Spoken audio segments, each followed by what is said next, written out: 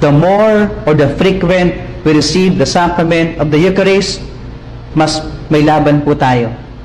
The more frequent yung pagtanggap po natin sa Eucharistia, meron po tayong kalasag o panlaban sa masama. Sa ngayon po, hindi pa tayo makapagsimba physically. At least you attend Mass over the radio, TV, or social media, or internet, and you pray the spiritual communion. We just hope and pray that things shall be better para po makasimba po ang marami po sa atin at makatanggap po tayo physically ng communion na magpapalakas po sa ating katawan kasi kailangan po yan sa ating battle against the enemy. Meron pong dinadasal yung mga pare before communion, the private prayer of the priest before communion. Sabi po, let me share with you.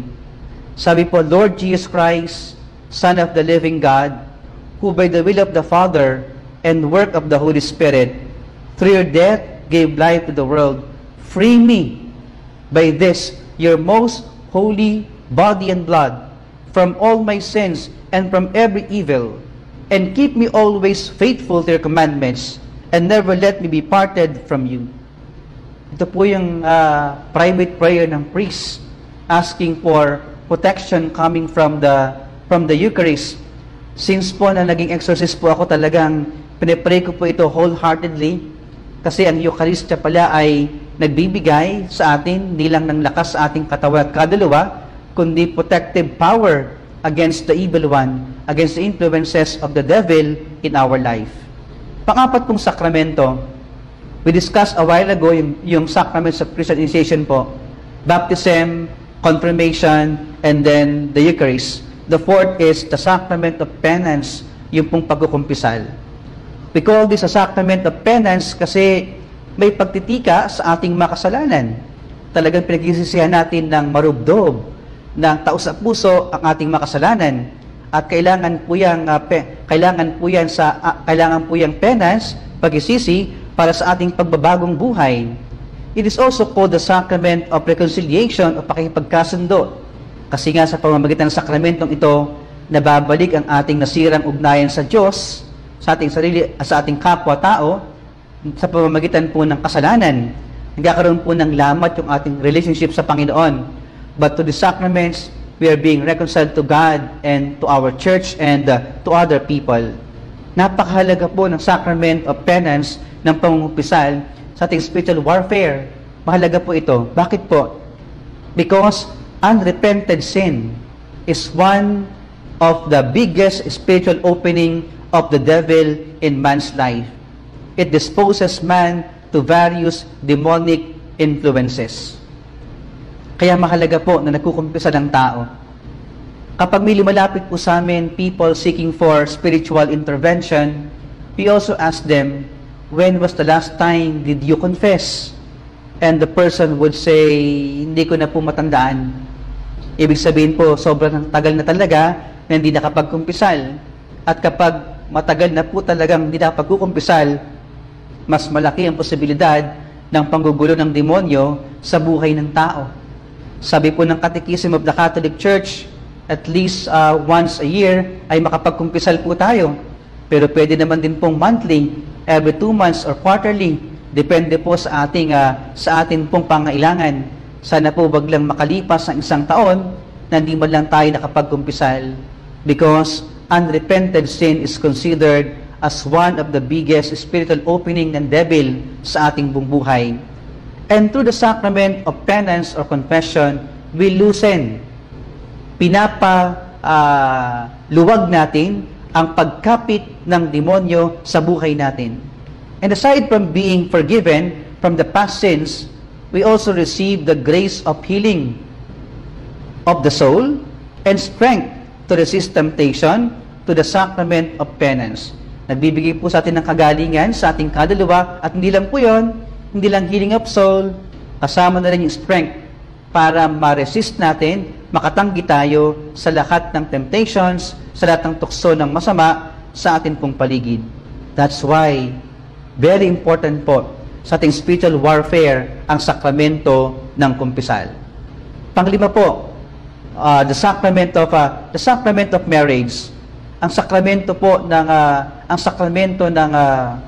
pag-iisang dibdib. Alam po natin to the sacrament of marriage, of matrimony, the man and woman ay pinag-iisa po ng Diyos. And this is a covenant which a man and a woman establish between themselves, a partnership of the whole of life, is by very nature, alam po natin, ang sacrament of marriage ay for the good of the spouses and for the protection and education of offspring, para po sa mga bata. Sabi po ng Catechism of the Catholic Church 1638, from a valid marriage arises a bond between the spouses by which its very nature is perpetual and exclusive. Furthermore, in a Christian marriage, the spouses are strengthened and, as it were, consecrated for the duties and the dignity of the state by special sacrament. I would like to highlight po, sabi ng Catechism, sa pamamagitan po ng sacrament of marriage, yung pong babae at lalaki, the spouses are strengthened and consecrated. Strengthened and consecrated. Man and woman who are living together outside the sacrament of marriage open themselves to various demonic influences. Kapag hindi po kasal, malaki po ang posibilidad na mapanghimasukan o kaya naman ay iharas ng demonyo. We also ask our clients or patients who come to us, kumusta po ba sila? Kung sila mag-asawa, sila po ba ay kasal? At may mga times po na nagkasabing hindi pa raw po. At mag-discover din namin there are some adulterous relationships, etc. And these things also serve as spiritual and moral opening ng isang tao sa demonic influence. One of the primary attacks of the devil in modern society is launching his missiles against the oldest established institution. Ano po yun? The family. Isa po sa madalas pong atakihin ng demonyo ay ang pamilya. At ang pananggalang ng pamilya laban sa demonyo ay ang sakramento ng kasal. Kaya malimit po ay tinatanong namin ang mga pasyente na kung sila ba ay kasal, at kung hindi ay in-encourage po namin sila na sa lalong madaling panahon ay tanggapin ang sakramento ng kasal, lalo na kung wala namang hadlang o impediments para sa kanilang pagpapakasal, kasi napoprotektahan ng sakramento ng kasal ang pagkasama ng mag-asawa at ang pamilya na madalas na hinaharas ng devil. The sacrament of marriage or matrimony brings graces that fortify and preserve the bond between husband and wife together with their children to attain holiness. At nakatulong po ito para sa kabanalan ng mag-asawa at para sa kabanalan ng buong pamilya po, syempre. Next sacrament po ay sacrament of anointing of the sick, na madalas po kinatatakutan kasi sabi nila kapag tinawag ang pari at pinuntahan ng may sakit, ang may sakit ay mamatay. Kasabihan lamang po ito kasi nga kapag tinawag po ang pari ay doon po sa mga panahon na medyo parang malapit nang mamatay ang may sakit. Mas mabuti pong tawagin natin ang pari para sa mga may sakit doon sa mga point na medyo malakas pa po ang patient, nakakarinig pa, nakakapagsalita, para makapagkumpisal din po siya bilang paghahanda niya sa kanyang pag-alis o kaya naman ay para mapalakas po siya. Sabi po ng Catechism of the Catholic Church, the first grace of the sacrament is one of strengthening, peace, and courage to overcome the difficulties that go with the condition of serious illness or the frailty of old age. Binibigyan po ng strength, ng lakas, ng peace and courage ang tao na may sakit para batahin niya, para i-endure niya ang kanyang pinagdadaanan sa kanyang buhay. It also strengthens against the temptations of the evil one, the temptation to discouragement and anguish in the face of death. Ang may sakit po ay pinapaligiran din po yan ng masasamang espiritu. Tinetempt na wag na magtiwala sa Panginoon, magalit sa Panginoon, magtampo sa Panginoon, kasi sila ay nagkasakit. And the sacrament of anointing of the sick strengthens the sick person against those temptations. And furthermore, if he has committed sins, he will be forgiven. Nagbibigay din po ng kapatawaran ng mga kasalanan. Sa libro po ni Father Winston Cabading OP na Catholic Handbook of Prayers of Spiritual Liberation and Exorcism, meron po doon extraordinary form of anointing the sick. Kasi po ay naniniwala na may mga karamdaman, may mga sakit na hindi naman talaga medical, hindi naman talaga pathological, but something demonic and spiritual in nature.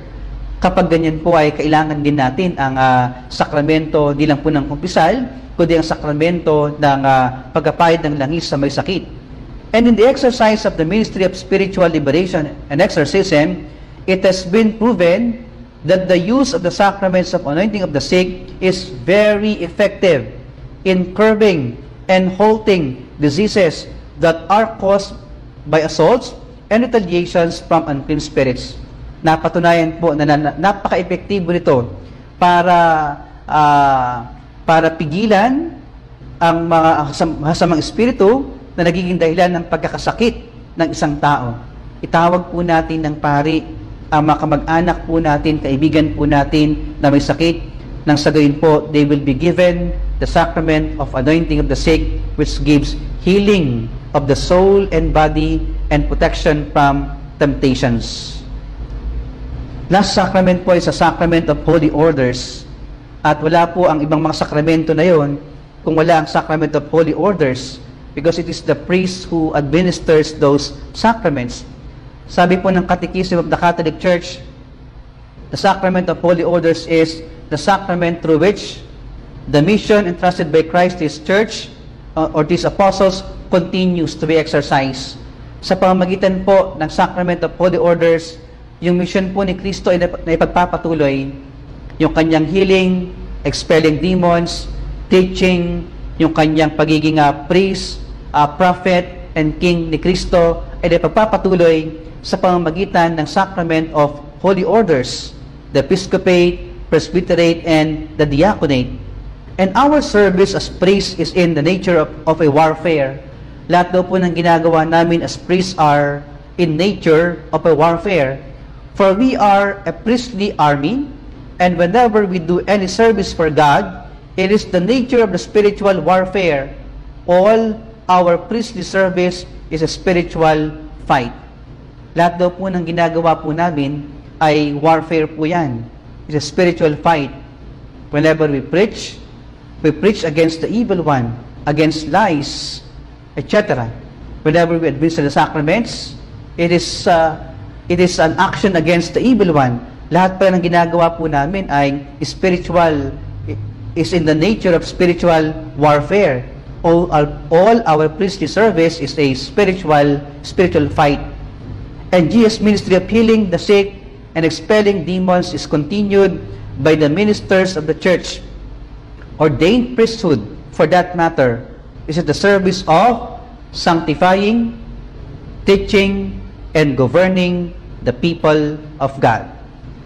Para pamahalaan, para turuan, at para pabanalin ang bayan ng Diyos.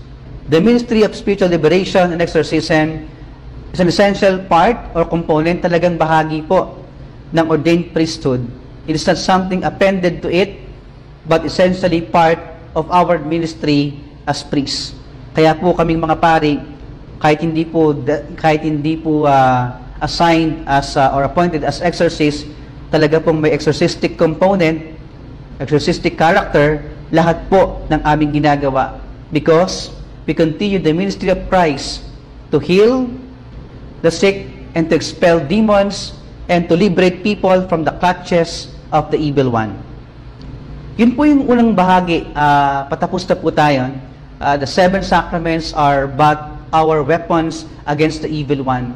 As I have said earlier po, our enemy is spiritual, and so our weapon must also be spiritual. Now we come to the sacramentals po, our spiritual weapon. Yung pong sacramentals ay different from the sacraments, ano?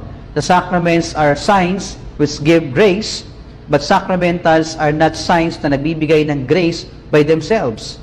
But these sacramentals are, by these sacramentals, men are disposed to receive the chief effect of the sacraments, and various occasions in life are rendered holy. No?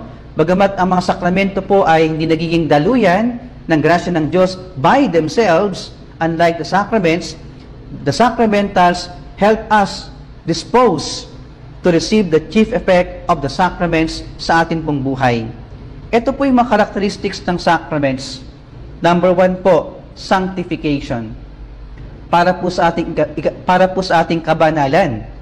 Pangalawa, sacramentals derive their power from the baptismal priesthood, and they prepare us to receive grace and dispose us to cooperate with it for our sanctification, and they help us prepare to receive the grace coming from the sacraments. Ito po yung ilan sa mga samples ng sacramentals. Yung po mga blessings of persons, medals, objects, places, yan po. Blessings po ng mga buildings, etc. Kaya mahalaga po, bago po natin gamitin yung mga bagay, katulad po ng mga images, bago po lipatan o tirahan ang bahay, ang apartment o condominium, i-bless po ng pare. Bago po buksan ng tindahan o yung pong ating mga offices, yung pong ating mga business establishments, maganda po na i-bless po natin. Hindi po dahil para swertehin po o gumanda pong negosyo, kundi dahil we offer to God this edifice, this building, and we proclaim that that place, that object belongs to God, pag-aari ng Diyos. And God and only God has dominion over that place. Yung po mga blessings po na yan, these are examples of sacramentals. The same is true with the blessing of a church, an altar, the blessing of holy oils, vessels, and vestments, etc. Lahat po ng mga blessings ay sacramentals. And also yung pong blessing ng mga abot and abbess na leader po ng mga monastery, yung pong consecration of virgins and widows, the rite of religious profession, and the blessing of certain ministers of the church. For example, yung pong mga blessing ng readers o lectors, ng acolytes, catechists, lay ministers, etc. Whenever these people are being blessed and sent for special ministry, that is also a form of sacramentals. And exorcism, of course, is a sacramental. Yung pong exorcism, sacramental lang po pala siya. Ibig sabihin, mas mataas pa rin ang sakramento. Yung mga sacraments, kaya nga po, we highlight din talaga yung power and efficacy of the sacrament, of the seven sacraments, kumpara sa mga exorcism na sacramental lang po. Mas mahalaga pa rin at mas powerful pa din ang mga sacramental o sacraments kaysa po sa mga sacramentals. And the solemn exorcism, called a major exorcism, can be performed only by a priest with the permission of the bishop. Kapag pinapalayas ng isang paring ang demonyo sa isang tao, sa isang lugar, o sa isang bagay, ang tawag doon ay exorcism. At yung mga major exorcism, doon sa mga taong talagang sinasapian, ay mga pari lamang po na binigyan ng permiso o ng faculty ng bishop nila ang pwedeng makapag-exorcise, strictly observing the rules established by the church. And exorcism is directed at the expulsion of the demons or the liberation from demonic possession through the spiritual authority which Jesus Christ entrusted to His church. Ito naman po yung ilan sa mga sacramentals na makaraniwan ginagamit po sa ating pong spiritual warfare ministry. Usually po yung salt, oil, and water. Perhaps you have heard about this many times kasi ang AMO, ang mga Ministry of Exorcism ng mga dioceses, just recently, for the past months, ay nag-bless po ng mga sacramentals po na ito na magagamit po natin sa ating buhay araw-araw. Oil, water, salt, may incense pa, and then candles, and they are useful if their action is sustained by faith. Take note po. They are useful instruments if their action is sustained by faith. Dapat po may faith. Dapat may pananampalataya. Exercise water. It defends us from the wickedness of the evil one and of course, divine protection. The same is true with exercise salt na nilalagay po ibiniwisik sa mga localities, sa houses, etc. At nagbibigay din po ito ng protective power sa atin laban sa masama. And of course, exercise oil. The anointing with blessed oil and the ingestion of blessed water are very useful in difficult situations. Ito po yung ilan sa mga sacred objects na pwede rin pong sacramentals na dapat po natin gamitin, take note, properly. The proper use of sacred objects can also become our shield or protection against the evil one. Saint Benedict's medal contains exorcism prayers. Miraculous medal of Saint Catherine of Labouré, of course, the Rosary, the bronze scapular of Our Lady of Mount Carmel, cincture of Saint Joseph, and relics of saints. Take note po, the proper use of sacred objects. Alam ko po, marami na po sa atin ang gumagamit ng mga bagay po na ito na nabanggit ko. But the thing is, or the question is, are we using them properly? Are we using them faithfully? Are we using them religiously? O baka naman magical po ang ating paggamit sa kanila? It is necessary to specify that these objects have no value if they are not sustained by a concrete faith based on charity. Dapat may faith. And they must not be means of indulging in superstitions or carried as talisman or good luck piece, which would be falling into magical attitude. So we refrain from having magical attitude as we use the sacred objects. Bakit po? They will lose their power. Kapag meron pong magical mentality or magical attitude. Last part po natin ay, we can also protect ourselves from the evil one, not only by living in state of grace, not only by using the sacraments, not only by using sacramentals, but of course also by living a virtuous life. Yung nabubuhay tayo ng maayos, no? And we live virtues na tinuturo sa atin ng Panginoon. Wala pong bisa ang maraming mga eskapularyo at mga rosaryo sa katawan po natin, kundi naman tayo nabubuhay sa mga aral ng ating Panginoon. So we counterattack the evil one not only by living in a state of grace, but also by living a virtuous life. We live the virtues taught to us by Jesus Christ. Una pong virtue na dapat nating gamiting panlaban sa masama. Humility o kababaan ng loob. Sabi po ni St. James, higit na malakas ang tulong na binigay sa akin ng Diyos, sapagkat ang sabi sa kasulatan, ang Diyos ay laban sa mga palalo, ngunit tumutulong sa mga mapagpakumbaba. We defeat the enemy by humility. Because the enemy is proud, we humble ourselves before God. Ang demonyo po ang hari ng kayabangan, ng kataasan, at tapatan natin ng kababaang loob ang kanyang kayabangan para atin siyang matalo o ma-defeat sa ating pong buhay.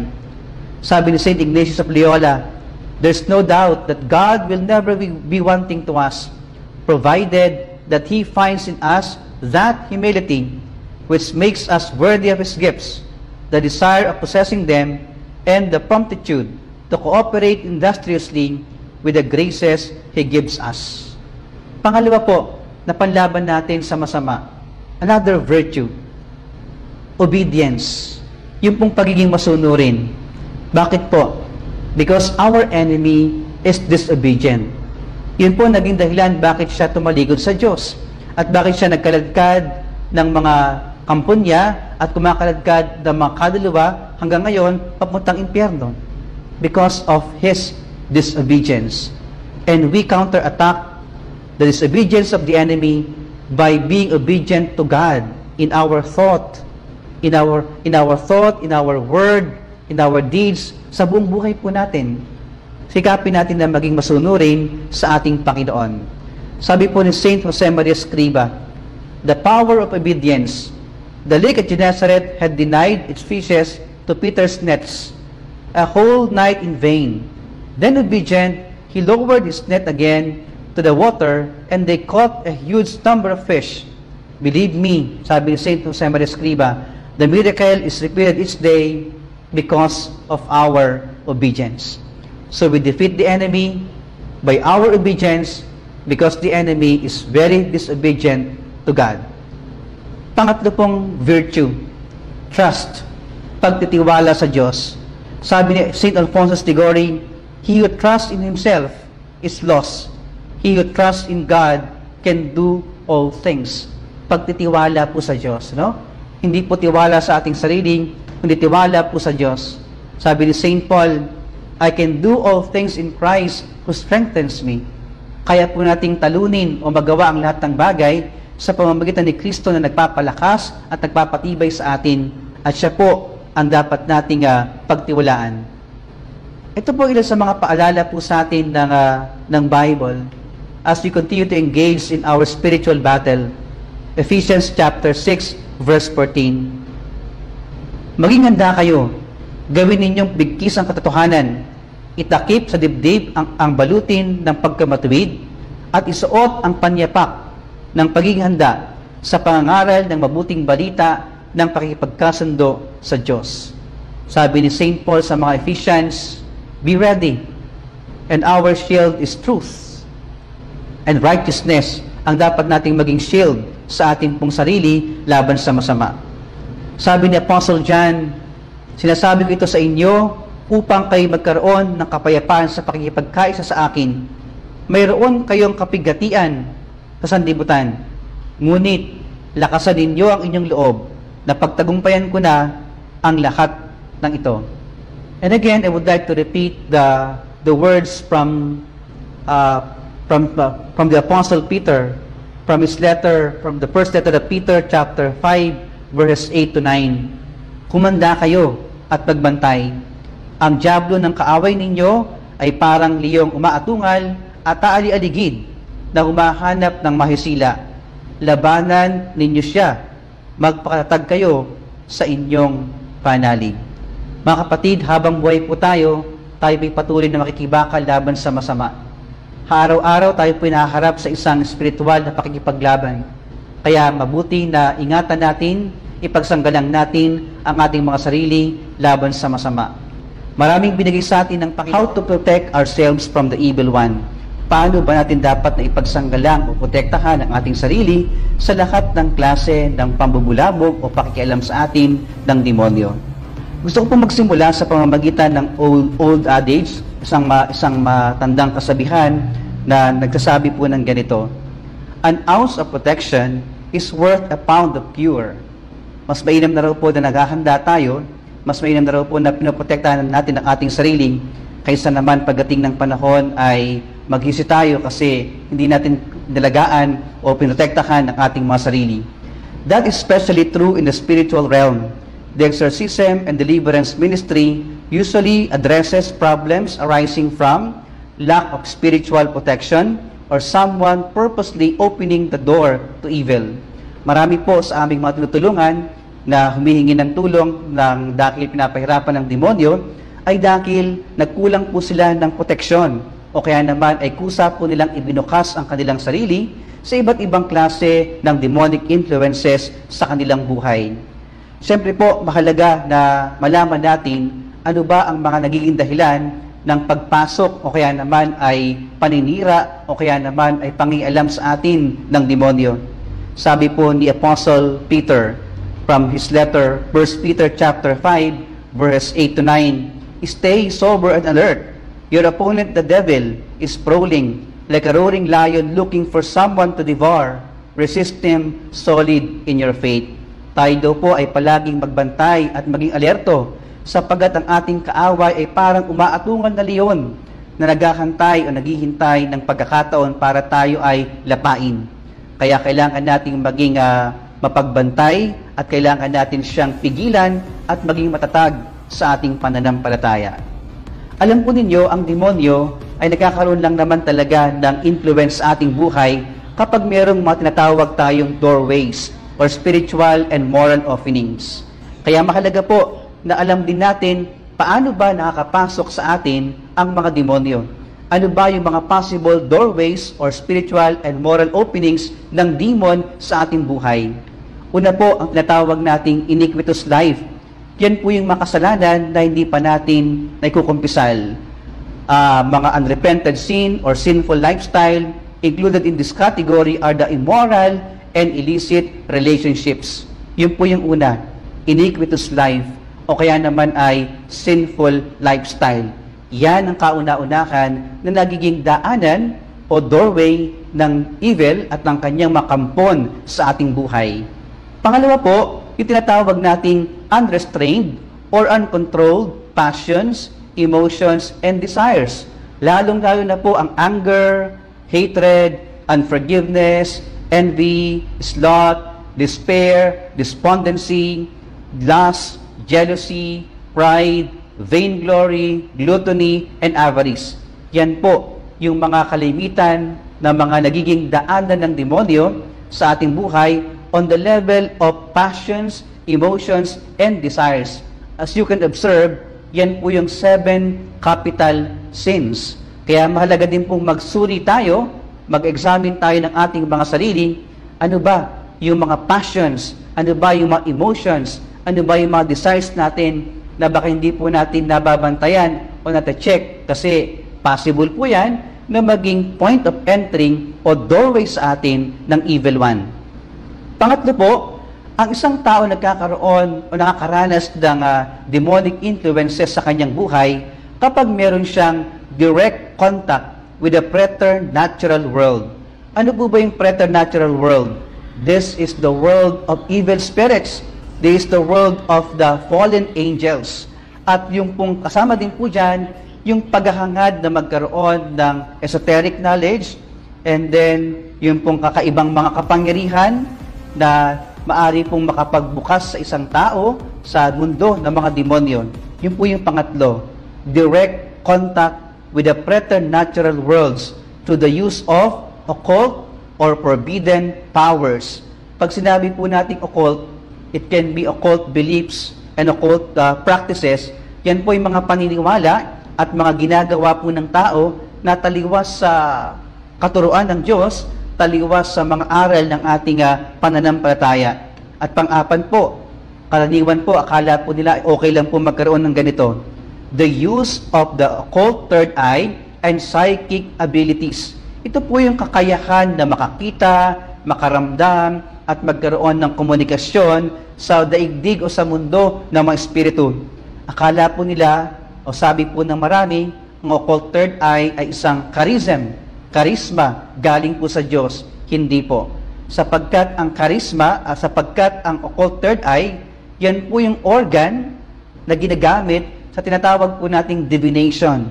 Yung pong pagkakaroon ng kakayahan na alamin ang mga bagay na darating o kaya naman malaman ang mga bagay na mangyayari pa lamang o mga bagay nung nakalipas at iba pang makaalaman o knowledge apart from God. Kapag ang isang tao po may occult third eye, mas malaki po ang posibilidad. There's a higher possibility that he or she will be molested by the evil spirits in various ways. Yun po yung pang-apat. Ito po yung ilan sa mga occult practices that serve as doorways of the evil one. Siguro po ang ilan sa mga bagay na ito ay pamilyar po tayo o narinig po natin sa paligid po natin because of the influence of other traditions or other orientations or other groups na encounter po natin sa ating buhay araw-araw. Ito po yung ilan sa mga occult practices and beliefs. Psychic healing, crystal healing, faith healing, energy healing, magnetic healing, and pranic healing, psychic readings, reincarnation and past life, Satanism, spell casting, and casting curses, spirit questing, and tarot card reading. Palagay ko po ang ilan sa mga ito ay narinig nyo na po. At sana naman po hindi po natin pinapaniwalaan at di po natin ginagamit. Kasi kapag pinapaniwalaan natin at ginagawa po natin ang mga occult beliefs and practices na ito, we are opening ourselves to various demonic influences sa buhay po natin. So mahalaga po, tingnan po natin ang ating sarili. What are practices? What are beliefs na ginagawa ko na akala ko tama, nun pala ay hindi?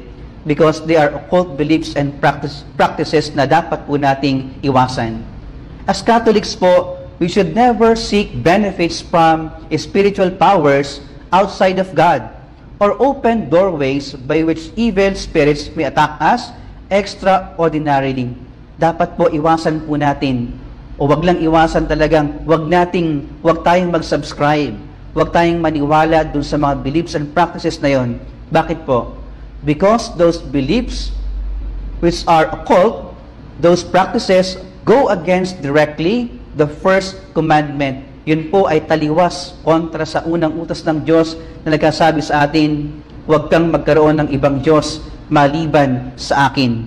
So yun po yung ilan sa mga openings o mga doorways na dapat po alam natin nang sa gayon, hindi makapasok ang masasamang espiritu sa buhay natin at makagawa ng masama at makapipinsala sa ating kaluluwa, sa ating pamilya, at sa lahat ng aspeto ng ating buhay.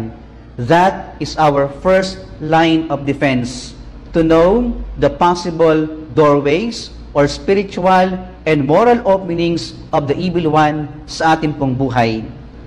But what can we learn from the church? Siyempre po, balik po tayo sa mga fundamentals o mga basics po ng ating pananampalataya. And we can learn a lot of things about many things na tinuturo po sa atin noon pa mang araw. How can we protect ourselves from the evil one? Sabi po ni Bishop Thomas Olmsted sa kanya pong article na nabasa ko po, sabi niya, spiritual warfare, the armor of the sacrament. Ito po talagang hinaharap nating digmaan na ito. It is something spiritual. And our armor is the sacrament. Yan ang ating sandata. But why is it a spiritual warfare? Every day, we engage in a spiritual warfare. But it is not with flesh and blood, but with the principalities, with the powers, with the world rulers of this present darkness, with the evil spirits in the heavens. That's from Ephesians chapter 6, verse 12. Sabi po ni Apostle St. Paul, the battle is something spiritual in nature, and our enemies are not flesh and blood. Our enemies are spirits, principalities, powers. Sa madaling sabi po, ang kaaway po natin ay hindi natin nakikita. Parang COVID-19 na nagbibigay po ng sakit po sa atin. Our enemy is invisible. Our enemy is spiritual. At dahil po dyan, ang atin pong weapon dapat din ay spiritual. Our enemy is spiritual in nature, and our weapons to protect and defend ourselves must also be spiritual in nature. Hindi po mga bala, mga anting-anting, o mga bawang, o anuman po na mga material o mga bagay na galing po sa mga occult practitioners. These are powerless po, mga kapatid. Wala pong panama ang mga ito. Wala pong bisa ang mga ito. Kaya hindi natin pwedeng gamitin na ipangsanggalang o pangprotekta sa ating sarili laban po sa masama. Our enemy is spiritual, and our weapon must also be spiritual in nature. The spiritual war against the devil and his minions has crucial consequences. Meron po siyang epekto, meron po siyang impact sa ating daily life with an outcome that determines our eternal destiny. Take note po, the devil does all, ginagawa ang lahat, in all his power to destroy the work of God in us. Gagawin ang lahat para sirain tayo, para wasakin tayo, kaya po napakahalaga na protektahan natin at ipagsanggalang natin ang ating mga sarili. And we are rich with spiritual armor, with spiritual weapons. Kailangan lang po natin i-rediscover o muli po nating balikan ang mga ito para magamit natin araw-araw. But the question is, as the question of the psalmist, from where shall come my help? My help shall come from the Lord who made heaven and earth. That's Psalm 121. As we engage po sa spiritual battle na ito, our weapon is something spiritual and our help will be coming from the Lord. Yes, the Lord will help us, but we must also help ourselves by protecting our faith, by maintaining spiritual life and other things na makatulong sa atin para mag-grow tayo sa ating faith life as sa ating spiritual life. From where shall come my help? My help shall come from the Lord who made heaven and earth. And the most effective armor against the lure of the devil's influence is an intense life of grace. Yun po yung pinakamatibay, sabihin po natin, pinaka-powerful, pinakamalakas na pangsanggalang po natin laban sa masama. Intense life of grace. We must live in a state of grace that is generously offered through the sacraments, to the sacramental life of the church. In the sacraments, Jesus Himself fights with us and for us. Yun po. Our weapon, our best weapon, our strongest weapon is to live a life of grace. At nangyayari po yung life of grace to the sacramental life of the church na pinagkatiwala po sa atin ng Panginoon. In the sacraments, Jesus Himself fights with us and for us. Sinasamahan tayo ni Jesus at nakikipaglaban sa atin si Jesus sa pamamagitan po ng mga sacraments. And most of us are aware of the sacraments. Sa atin po ng mga mulat na po sa ating pananampalataya, we know the value of the sacraments in our spiritual life. Sabi po sa Catechism of the Catholic Church, 1131, the sacraments are efficacious signs of grace, instituted by Christ, itinatag ni Kristo, at ipinagkatiwala sa simbahan, by which divine life is dispensed to us. The visible rites by which the sacraments are celebrated signify and make present the graces proper to its sacrament. So yun po yung unang powerful weapon po natin, the sacraments. These are signs instituted by Christ and entrusted to the church, and through which divine life is dispensed to us. Nagkakaroon tayo ng buhay na banal, ng sanctifying grace to the powerful help of the sacraments.